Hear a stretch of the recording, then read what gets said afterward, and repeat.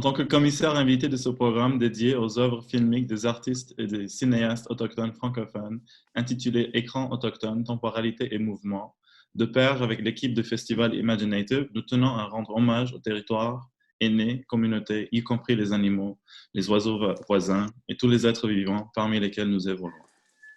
Tant à Tiohtià:ke, Muniang, Toronto, Kapa-Paete et Noumé, nous vivons et survivons face au colonialisme ambiant sur les terres et eaux sacrées. Nous reconnaissons les souverainetés des peuples autochtones de chaque territoire, d'où nous parlons aujourd'hui pour l'avancement et le renouveau du cinéma autochtone. Je pense qu'on devrait commencer par peut-être se présenter aussi. Kwai Ndalwaze Milan, donc mon nom est Milan Gay. Je suis présentement chargée de projet au Conseil des arts de Montréal en arts autochtones. Parfois, je fais du commissariat et écrivain, parfois. Donc, je vais laisser la place à mon collègue aussi, Léolie, se présenter. Puis après, on pourrait faire le tour de Zoom. Talafalava, je m'appelle Léolie Eshkari, je suis originaire de l'archipel de Samoa. Je suis présentement dans le territoire du nord de l'Australie, dans le désert du centre du pays, et pas à Montréal où je vivais jusqu'à récemment. Mm-hmm.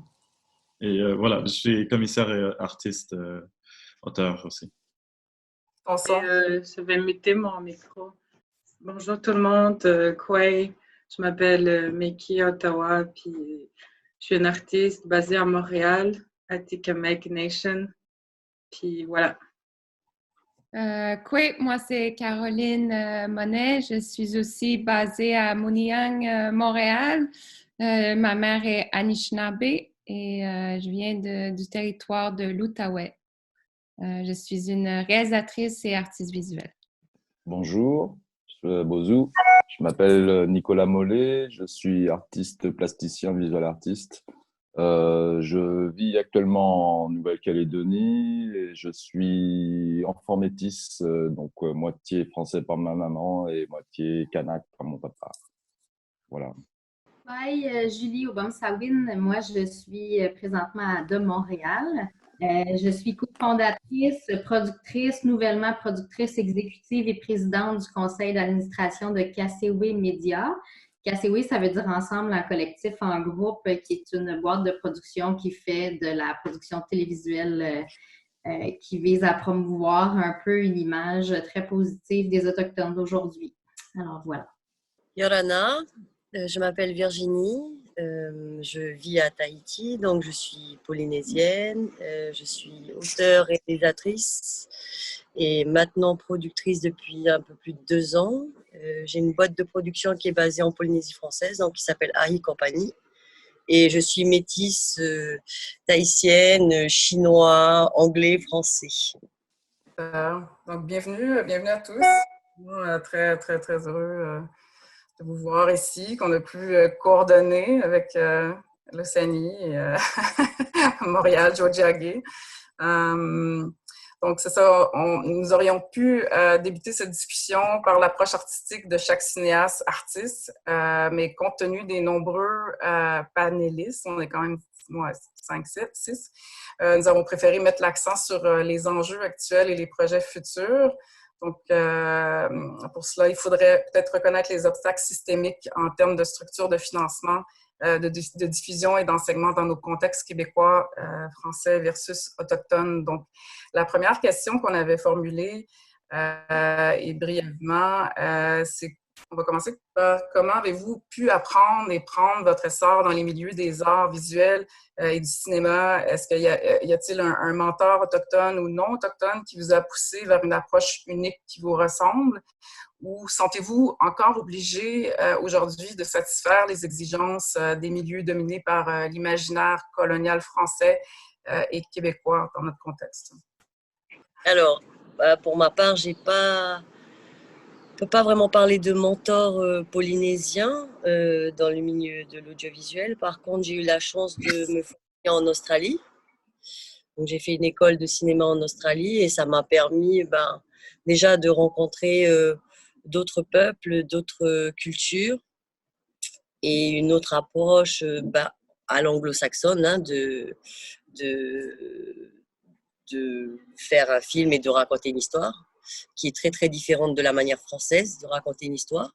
Je trouve que dans les films anglo-saxons, c'est vraiment show don't tell. Et on montre vraiment visuellement les concepts et ce qu'on veut raconter, alors que dans les films français, c'est toujours, on parle beaucoup, on explique tout et tout est sur ce que je ressens et tout. Ensuite, quand je suis revenue m'installer en Polynésie, je pense qu'on est vraiment en rupture maintenant avec l'image coloniale française qu'on a dépeint de Tahiti, que la plupart des réalisateurs ou des gens dans l'audiovisuel ou même des artistes se détachent complètement de l'image de la Vahinée sous les cocotiers ou des images des révoltés de la Bounty, et on se réapproprie de plus en plus la culture ancienne, les histoires et légendes anciennes, l'histoire des marais, tout ce qui fait qu'on est polynésien, et notre attachement à la terre surtout, à la terre, à l'océan. Et du coup, personnellement, moi je trouve que les films qu'on fait maintenant, ils se détachent vraiment des images qu'on a pu véhiculer sur la Polynésie avant. Maintenant, on s'intéresse vraiment à notre peuple, à son histoire, à sa façon de vivre, à ses traditions. Et c'est une émergence qu'on peut voir et dans la danse. Je pense que c'est la danse d'abord qui a été le premier volet artistique à se réapproprier sa culture, et ensuite par la sculpture, le tatouage et maintenant par la vidéo et par le cinéma. Merci. Et on a un fonds de financement qui est propre aux locaux et qui aide vraiment les locaux à faire des films avec leur vision à eux. Donc un fonds dans lequel la France ne peut pas forcément taper sans faire une coproduction avec un producteur local, ce qui est plutôt bien. C'est ça, exactement. Mais c'est ça, le financement, on va en parler. En fait, c'était notre deuxième question. Fait qu'on on va garder ça pour la deuxième question, mais je vais passer le tour aussi. Donc, je sais pas s'il y a quelqu'un d'autre qui va prendre la parole. Moi, je pense qu'il y a quand même des opportunités quand on commence pour faire des courts-métrages, où il y a des petites coops vidéo, des petites organisations, des institutions qui souvent ont des petits programmes pour des œuvres autochtones, mais souvent pour faire des courts-métrages. Et c'est bien parce qu'il y a une certaine liberté quand même dans la structure de production, dans l'approche de faire, que ça soit travailler avec la communauté aussi, dans la façon de faire, c'est quand même libre la forme, le court-métrage. Mais je trouve ça plus compliqué quand on commence à avancer, qu'on a fait quelques courts-métrages déjà et qu'on veut peut-être des plus grands budgets, qu'on veut rentrer dans une structure plus de long-métrage même. Là, on est obligé de rentrer dans les structures ou des institutions de financement qui sont gouvernementales et qui sont établies. Là, ça devient plus compliqué de gérer, en fait, la façon de faire et la communication avec ces institutions-là. Je dirais que c'est plus ça le tremplin entre passage du court-métrage à des œuvres plus de l'industrie du cinéma. C'est là que ça devient compliqué. Ouais. Est-ce que tu avais eu un mentor autochtone ou quelqu'un qui t'a vraiment influencé au début de ta carrière, ou comment tu... Pas tellement mentor avec quelqu'un que j'ai suivi pendant plusieurs années. C'est sûr que tous les films d'Alanis Obomsawin ont eu une énorme influence sur moi dès un jeune âge. C'est à travers ces films que j'ai réalisé que ça pouvait être un outil d'information, un outil d'empowerment, un outil vraiment fabuleux pour parler des questions autochtones sur un plan international. C'est la première fois aussi que je voyais des Autochtones à l'écran à travers ces films quand j'étais enfant. Et puis après, avec les années, il y a eu Imaginative, qui est un festival quand même très important sur la scène internationale, qu'ont permis de créer des courts-métrages ou d'aller chercher des réalisatrices femmes, ou particulièrement des femmes, et de leur donner des outils pour faire un premier film. Donc, c'était comme un tremplin. Après, je pense qu'on a une communauté qui se tient ensemble quand même, mais il manque de formation. Ça a toujours été le numéro 1 dans l'industrie cinématographique autochtone, si on peut dire. Mais qui t'as-tu, au niveau des mentors, les influences? Moi, comment j'ai commencé à vraiment travailler comme artiste dans la ville, en fait, de Montréal. C'était vraiment quand je suis arrivée ici, il y avait beaucoup plus d'opportunités ici. Puis, À je sais Montréal. pas. Hein? Oui, Montréal. à Montréal. Oui. Puis, c'est ça. Moi, je suis pas allée à l'université. Moi, j'ai tout appris, genre, en faisant sur des recherches Internet et tout. Puis, c'est ça. Moi, quand je suis arrivée ici, j'avais un peu menti sur mon CV. J'avais écrit que je m'y connaissais bien sur des logiciels de montage. Puis, j'ai juste envoyé des CV là où il y avait de l'offre pour des Autochtones. Puis, on m'a rappelé, puis ils m'ont gardé pendant, genre, un peu longtemps, genre 3 ans. Ouais. Puis, c'est là que j'ai vraiment appris à faire, parce que j'apprends en le faisant en même temps. Ouais. C'est ça. On peut tout apprendre, genre, sur Internet, puis, genre, faire tout ce que tu veux, puis être authentique aussi, puis les collaborations aussi, que les gens que j'ai croisés durant ma carrière ici à Montréal, c'est des gens qui ont beaucoup, j'ai aussi influencé, genre, le chemin que je vais prendre. Parce que moi, au début, je savais pas que j'allais faire de l'animation comme pour ramener du pain à la maison. Puis aujourd'hui, genre, je fais de l'animation pour gagner ma vie. Puis c'est devenu mon art. Puis j'adore ça. Puis c'est ça, moi, je suis versatile aussi. J'aime un peu toucher à tout. Puis quand je m'emmerde, ben, je vais changer de Médium. truc. Puis c'est ça, c'est juste, genre, c'est ça, je fais tout ce qui me plaît en fait. Nicolas, est-ce que tu voudrais ajouter? Alors moi, le parcours que j'ai eu, ça va faire 20-25 ans maintenant que je fais un peu ce travail d'artiste, on va dire.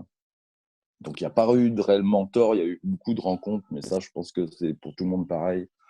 C'est beaucoup de rencontres qui me construisent dans mon chemin d'artiste aussi, qui font ce que je suis aujourd'hui. Et puis il y a aussi mon métissage qui est quand même quelque chose d'important et fondamental dans ce que je suis. Moi, j'ai grandi en France, j'ai fait mes études en France, j'ai fait les Beaux-Arts à Bordeaux, entre autres.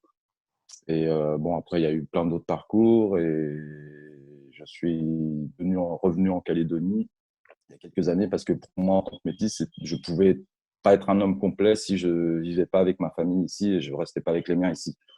Je connais l'autre moitié, donc c'était important pour moi. Ça aussi, ça m'a permis aussi d'établir quelque chose d'important dans mon travail, dans ce que je suis en tant que métis. Autant, ce qui est rigolo, c'est qu'il y a des réflexions où justement on voit quelque chose de très européen dans une forme peut-être de mon travail, mais il y a aussi un fond qui est très océanien dans le ressenti et dans ce que je veux faire exprimer, puisque, comme je vous disais là, auparavant, on a le référendum dans 15 jours, donc on est toujours dans cette idée de lutte aussi pour notre indépendance. Donc, en tant qu'artiste, on doit avoir cet engagement. Il y a une lutte politique, bien sûr, pour notre pays, mais il y a aussi une lutte écologique, et je pense que pour tout le monde, c'est pareil aujourd'hui sur cette planète. On a ces histoires de mines de nickel. Donc aujourd'hui, mon travail est vraiment tourné autour de mon pays et j'ai une croyance forte dans mon pays. C'est pour ça aussi que je suis ici et que je travaille en fonction de tout ce qui se passe ici, quoi. Voilà, en gros. Super. Julie? Après, pour revenir à la vidéo, puisque c'est un festival quand même de films, moi je suis plasticien, donc la vidéo, c'est un des médiums que j'utilise dans mon travail. Je fais aussi de l'animation et beaucoup de choses. Je mélange le dessin et la vidéo. Donc moi, la vidéo, c'est surtout pour faire de l'installation. Donc la vidéo me permet de faire vivre des expériences au public, en fait. OK. C'est vraiment dans ce sens-là que je l'utilise. Et après, bien entendu, j'ai une petite production de courts-métrages et de choses diverses, avec des projets, entre autres des projets nomades que j'avais fait en France, qui s'appelait Convoi Exceptionnel. On avait créé un vidéo room itinérant avec un pote. Et pendant 2-3 ans, on a fait un peu les routes d'Europe comme ça, en proposant, autant en faisant du vidging, que faisant des courts-métrages, que faisant plein de choses diverses autour de l'outil vidéo, en fait, du médium vidéo. Voilà. Et Julie?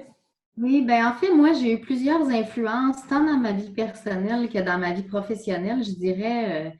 Puis j'ai eu un drôle de parcours de vie aussi qui a changé beaucoup de choses, puis qui m'a fait réfléchir différemment à un certain âge, là, quand j'étais adolescente.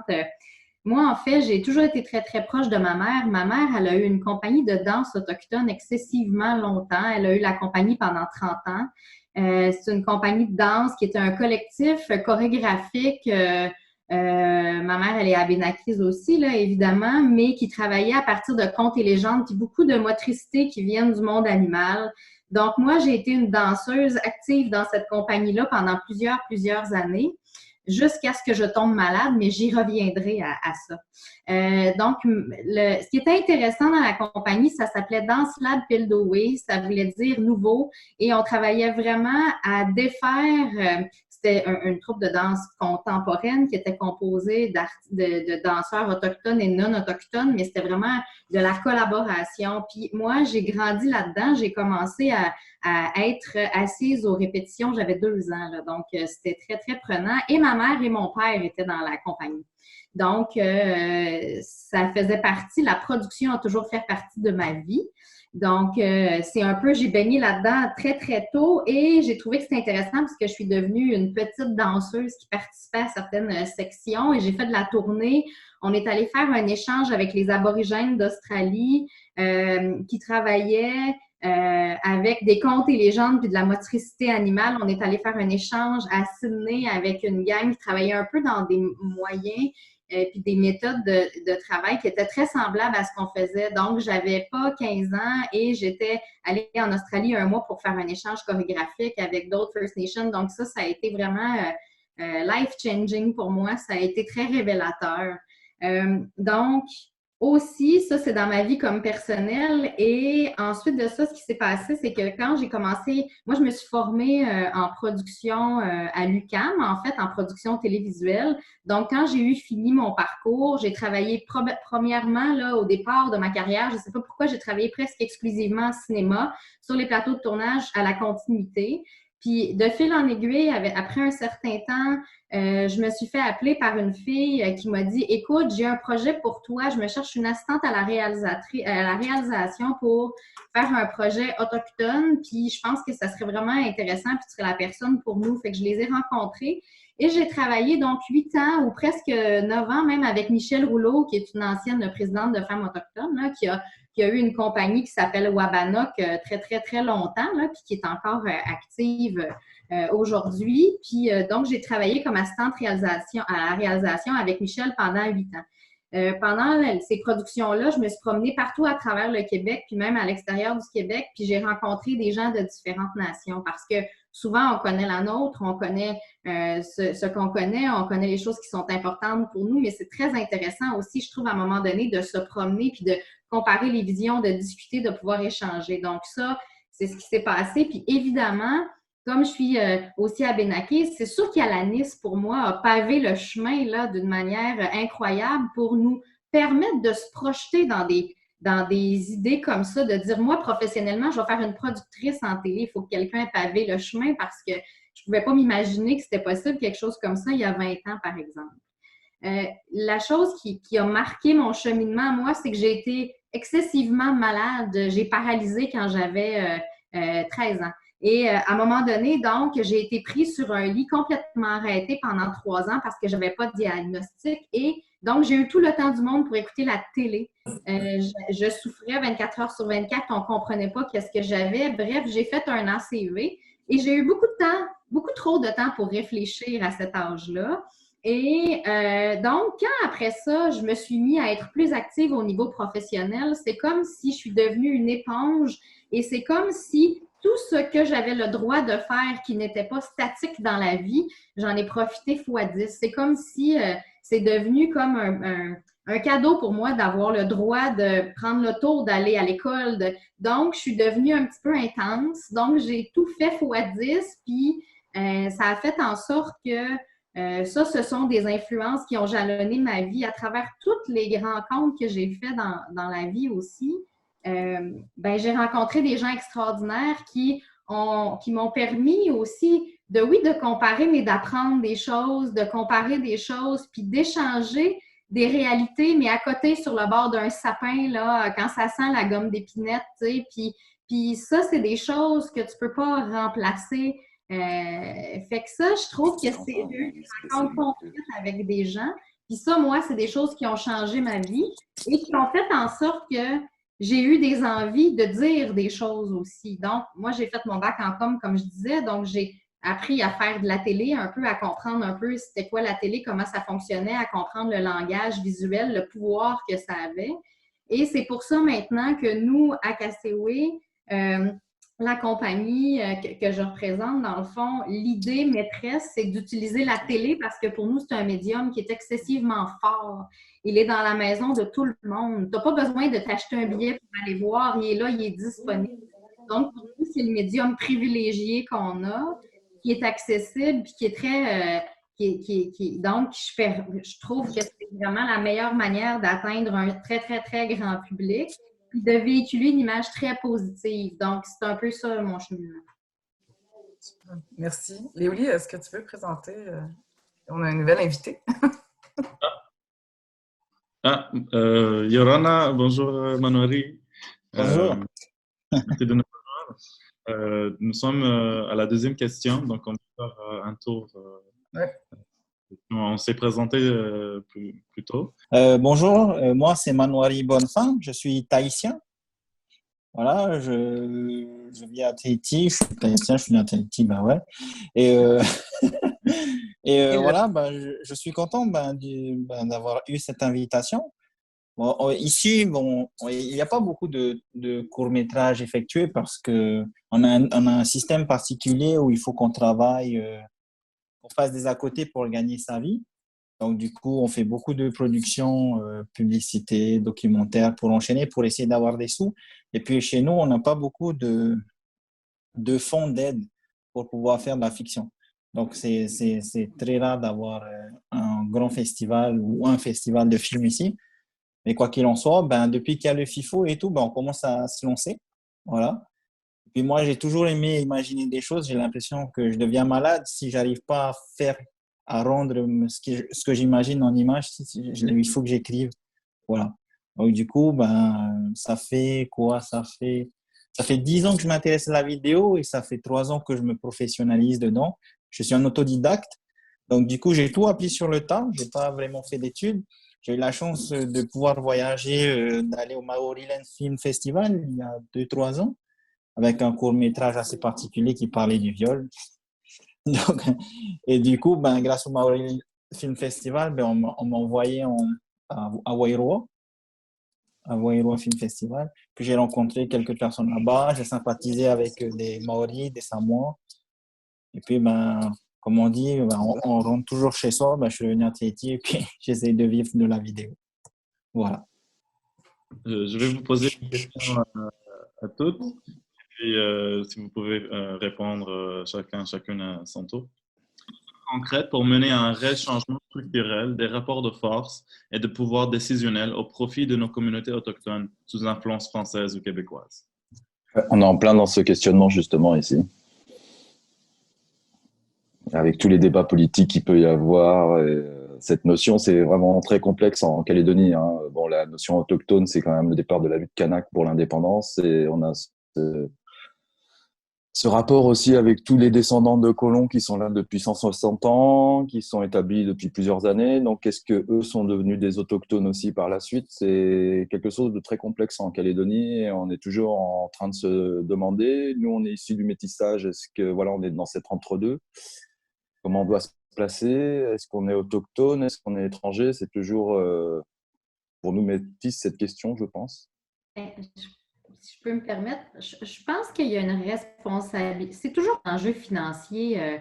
Tout ce dont je vais parler, ça dépend d'un enjeu financier. Il y a un problème assez important de formation, du moins au Québec, là. Quand on parle, nous, de notre côté, parce qu'il y a un engouement, un momentum extraordinaire là, pour du contenu autochtone dans le monde. On le voit, il faut quand même être conscient de ça. Puis je pense que tout le monde qui est actif de près ou de loin au milieu veut s'inscrire, veut en profiter pour rentrer dans cette mouvance-là. La problématique vient du fait que c'est toujours un enjeu d'argent.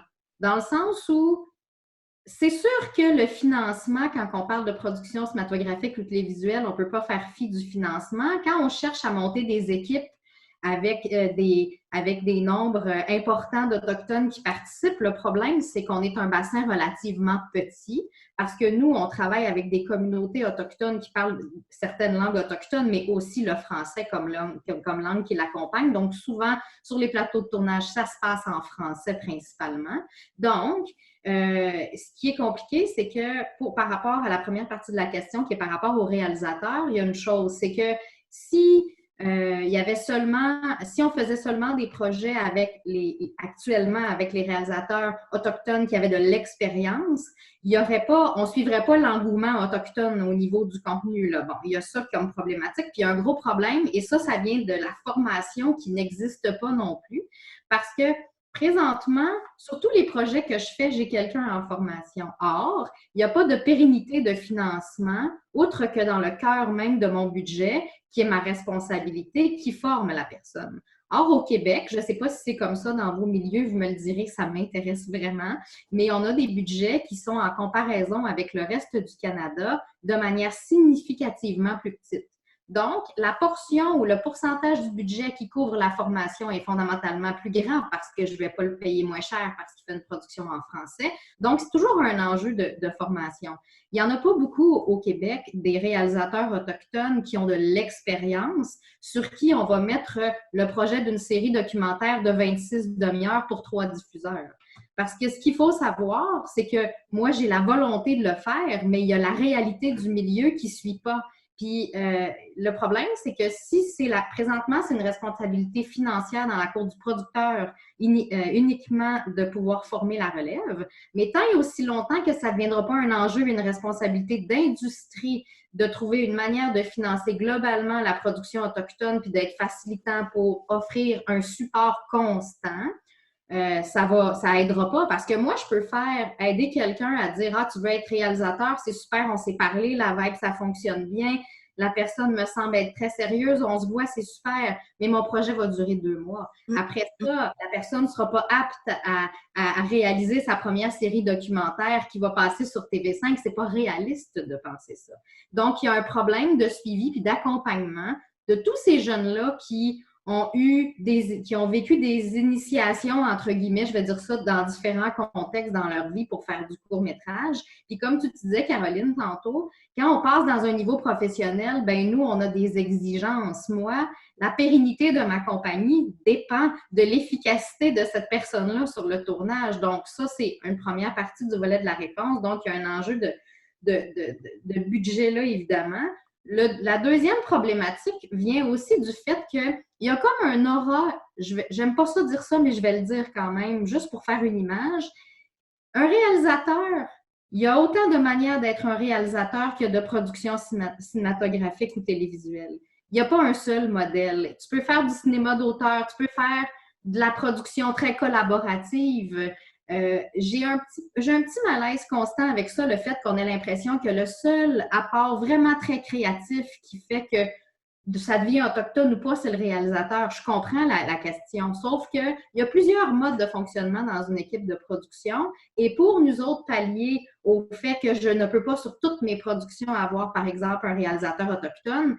Sinon, si j'ai un réalisateur non autochtone, je suis de tous les meetings, je vais en tournage, on compose le scénario avec les gens qui sont à l'écran pour dire que voulez-vous dire, que voulez-vous ne pas dire, jusqu'où on peut aller, qu'est-ce qui est possible, qu'est-ce qui n'est pas possible. Et le scénario est fait en fonction de ça. Après, les gens l'approuvent, le scénario. C'est un processus d'éternelle consultation, de back and forth avec les gens qui sont à l'écran pour que tout le monde soit à l'aise dans ce qu'on fait, puis que la vision corresponde au sujet qu'on veut traiter.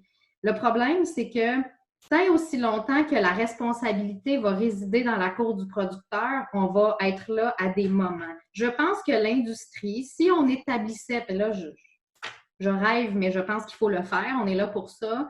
Je pense qu'il y a une responsabilité de chacun des diffuseurs présentement, des télédiffuseurs, où il y a un pourcentage de son enveloppe qui devrait à la base être réservé à de la production autochtone. Ça fait partie d'un système de changement qui pourrait aider globalement.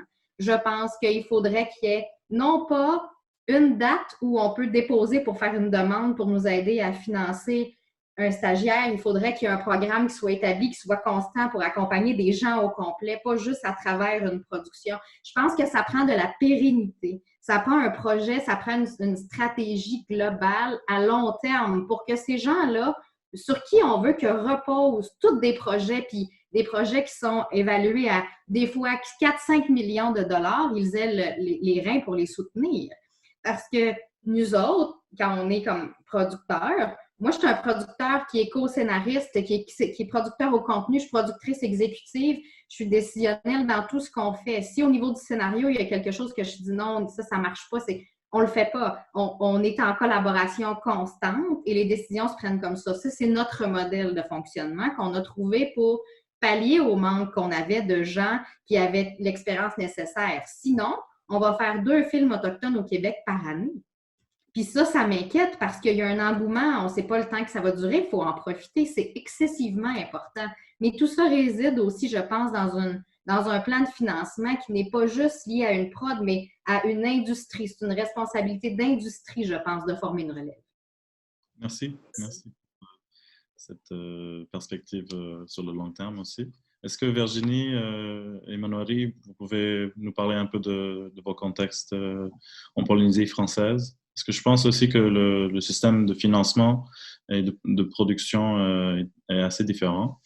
Et vous êtes peut-être contraint de travailler dans un système qui est centré sur la France. Alors, on a un système de financement qui est très proche de celui du CNC en France, hein, pour les aides aux documentaires, aux films de fiction. On a un dispositif qui existe depuis plus de 10 ans déjà, qui a été modifié 2 fois. Alors, comme Manoury l'a souligné, c'est vrai qu'on fait énormément de documentaires. La Polynésie, c'est surtout le milieu du documentaire. Les demandes des chaînes sont surtout pour du documentaire. Et que c'est plus compliqué de financer de la fiction. C'est pas impossible, parce qu'on a quand même un pendant du SCAN, donc de l'aide locale, qui finance de la fiction, mais pour des montants qui sont dérisoires pour de la fiction. Parce qu'il reste dans un système de pensée documentaire. Et comme le documentaire coûte beaucoup, beaucoup moins cher que la fiction, donc on se retrouve avec des budgets qui sont... c'est toujours une aide, elle est toujours bonne à prendre. Hein. Mais du coup, on est obligé... Ça a coupé. Les fonds de financement. Et donc, ce qu'on fait souvent, c'est qu'on va demander l'aide locale et qu'on va aussi, maintenant qu'on est éligible, on demande aussi l'aide du CNC en France. Mais on n'a pas eu droit à cette aide pendant à peu près, ça fait que 4-5 ans que la Polynésie est éligible au CNC. Je crois que c'est un peu comme la Nouvelle-Calédonie, parce qu'on est pays peut-être grâce à la fibre, ouais. Pas territoire et pas le monde outre-mer, donc on n'était pas éligible. Maintenant, on l'est. Donc, on essaye au maximum d'avoir les 2 aides. Par rapport aux réalisateurs autochtones, je suis d'accord que c'est pas seulement le réalisateur qui va faire que le film sera autochtone ou pas. Moi, j'aimerais bien voir un jour, en fait, des films autochtones qui se fassent avec quasiment la plupart des rôles les plus importants, que ce soit le chef opérateur, le producteur, les acteurs, le monteur, le compositeur, que ce soit, et le réalisateur, bien sûr, que ce soit des personnes autochtones et du pays, pour raconter l'histoire, les histoires qu'on a racontées. Après, est-ce qu'il faudrait trouver un mode de financement qui soit purement autochtone et un fonds dans lequel on puisse prétendre comme ce qu'on a déjà, le SCAN et tout. Ce que j'aime, en fait, c'est aussi d'utiliser en fait le système qui est en place et d'aller chercher, parce que ok, on a eu le colonialisme et, avec la France et tout, mais justement, le revers de la médaille, moi je trouve, pour nous, c'est quand on réussit à aller chercher dans leurs fonds à eux et qu'on pique, enfin on repique le fric à la France pour l'utiliser pour nos projets. Les réparations aussi. je suis plus en faveur en fait, c'est de même pas regarder si on est autochtone ou pas, mais juste les histoires qu'on a envie de raconter avec l'authenticité et la vision qu'on a et de ne pas avoir peur de la compétition avec l'extérieur, que ce soit avec la France ou avec les États-Unis, que oui, enfin, on est d'un pays, on a notre culture, on est différent. Mais en même temps, on n'a pas à se mettre des barrières pour aller chercher des financements qui existent déjà et se battre en fait avec le reste des gens et pourquoi pas taper dans leur mode de financement aussi. Enfin, moi, j'adore l'idée de reprendre, tu vois, ce qui a été pris. Ouais. Et voilà. Mais oui, c'est sûr qu'on a besoin de formation. Les autochtones ont besoin de se former parce que à Tahiti, par exemple, on n'a pas d'école d'audiovisuel, hein. Clairement pas. Ça a duré 1 année et je suis pas sûre que ça ait servi à grand chose parce que c'est l'INA qui est venue à Tahiti sur ses grands chevaux, pensant aider encore les autochtones en plus à se créer une industrie du cinéma. Ça a duré 1 an, cette université-là. Mais il faudrait avoir plus de coopération en Océanie, sûrement. Enfin, moi, j'ai aimé le fait d'aller en Australie me former pour ça. Il y a de très bonnes écoles en Nouvelle-Zélande. D'ailleurs, les Maoris sont une preuve vivante qu'il peut y avoir des producteurs et des réalisateurs autochtones et qui ensuite aident à former de nouveaux talents et arrivent en fait arrivent à un niveau international de renommée, quoi. Ils gagnent des palmes d'or, ils gagnent en festival, ils sont un peu reconnus dans le monde entier maintenant. Et c'est un peu... Parce que si on attend que les politiques se bougent ou qu'on mette en place des choses, on a le temps de voir 4 générations après nous qui ne sont toujours pas arrivées là où elles veulent. Donc, non, c'est à nous de le faire et puis il faut se lever, il faut bouger, il faut se faire un réseau, il faut rencontrer le maximum de gens possible. Oui, c'est les rencontres qui vont faire que les choses vont bouger, je pense. De la même manière que Peter Jackson a réussi à faire son école, WITA, ses studios d'animation au même niveau que les Américains en Nouvelle-Zélande, à Wellington. C'est comme ça, je pense que l'approche doit se faire. Ça va venir de privés, quoi, de personnes qui en veulent et qui ont une vision pour le développement et de leur communauté et de leur pays. Et voilà. Merci. Il nous reste quelques minutes, donc je vais brièvement passer la parole à Caroline, Manori et Meki pour terminer. Et puis Nicolas aussi, si vous avez des commentaires très brefs. Merci. Moi, je dirais que, en tout cas, au Québec, en tout cas, les Autochtones francophones, je trouve qu'on est doublement marginalisés par rapport au reste du Canada. Là, je suis très contente de vous rencontrer et de savoir qu'il y a quand même un réseau international francophone, mais on n'a pas forcément accès aux outils des Maoris, du Canada anglais, des États-Unis, de communiquer avec l'Afrique du Sud. Donc, on a comme un pas en arrière déjà. Et même à l'intérieur, il y a un bureau de cinéma autochtone qui a été établi au Canada sur le modèle australien. Et même là, quand on applique avec nos projets en français, le comité de pairs est même pas capable de lire nos projets en français. Il faut les faire traduire ou il y a seulement une personne sur le jury qui est capable de comprendre le dossier qu'on présente. Donc, on est déjà toujours marginalisé dès la période d'analyse des dossiers. Et ça, moi, je pense que c'est un problème. C'est un problème, on disait la formation, ça c'est clair. Moi, je viens de tourner mon premier long métrage. J'ai galéré, j'ai pas été capable de trouver des techniciens au niveau du montage, au niveau de preneur de son, au niveau caméraman qui avaient les capacités et la technique pour tourner les images que je voulais. Donc ça, je pense que c'est la priorité pour la prochaine génération, c'est de s'assurer que les équipes techniques sont fondamentalement autochtones. Et je pense aussi, oui, on veut prendre le financement qui est déjà en place des structures canadiennes, québécoises, françaises, mais en même temps, il faut se rappeler que ça fait seulement 50 ans qu'on nous donne le droit de s'exprimer nous-mêmes. Et donc, il faut qu'on nous donne l'autorisation et l'opportunité de faire et de raconter nos propres histoires, de faire des erreurs, de faire des choses, d'apprendre par nous-mêmes. Et pour ça, je pense que c'est obligatoire qu'il y ait un peu de financement qui est mis de côté pour de la production autochtone à part entière. Manouari ou Meki? Pour moi, si on parlait de la production ici, c'est assez compliqué parce que, comme le disait, je sais plus, notre ami de Calédonie, on est issu de métissage. Et puis nous, les Tahitiens, je pense qu'on est assez particulier. On a passé le colonialisme et puis on a appris à pardonner.